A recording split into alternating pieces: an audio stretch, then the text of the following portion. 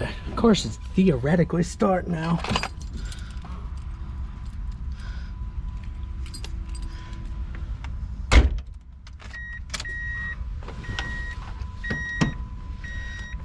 Let's see.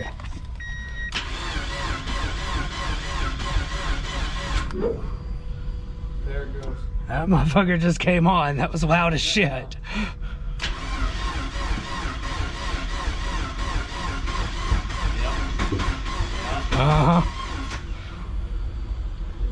Let that pump prime again.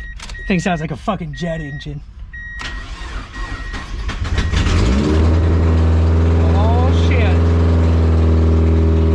It's alive and idling at 2,500. Should probably adjust that. Also, there's no fucking exhaust on it. But it is alive. It is a running car. I'm gonna cut it off because it has no fucking coolant in it. The oil I dropped in there.